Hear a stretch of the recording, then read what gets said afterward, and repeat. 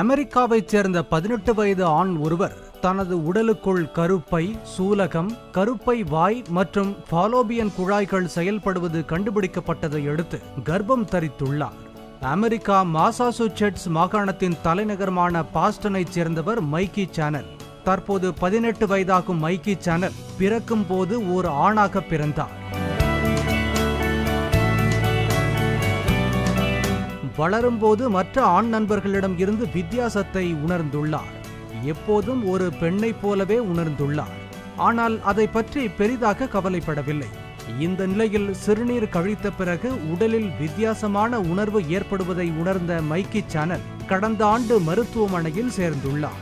அவரது உடலை மருத்துவர்கள் பரிசோதனை செய்த போதுதான் அவருக்கு பெர்சிஸ்டன்ட் மல்லேரியன் டக்ட் சிண்ட்ரோம் எனப்படும் அரிய வகை நோய் இருப்பது கண்டுபிடிக்கப்பட்டது.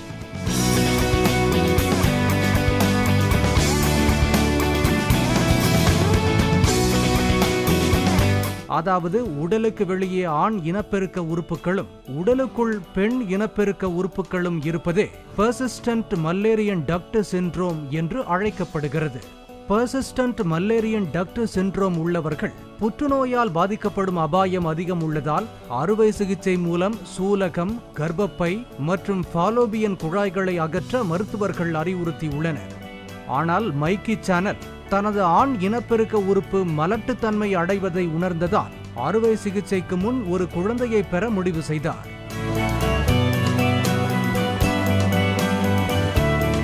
அந்த முடிவின்படி நன்கொடையாளர்கள் மூலம் பெற்ற விந்துவை தனது கர்ப்பப்பையில் செலுத்தி கர்ப்பம் தரித்துள்ளார் மைக்கி சேனல்.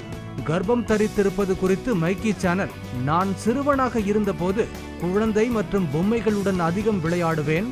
எதிர்காலத்தில் நான் குழந்தையுடன் வசிக்க விரும்புகிறேன். அதனால் இப்போது கர்ப்பம் தரித்துள்ளேன். இது எனக்கு மகிழ்ச்சியையும் பெருமிதத்தையும் அளிக்கிறது என்று பூரிப்புடன் தெரிவித்துள்ளார்.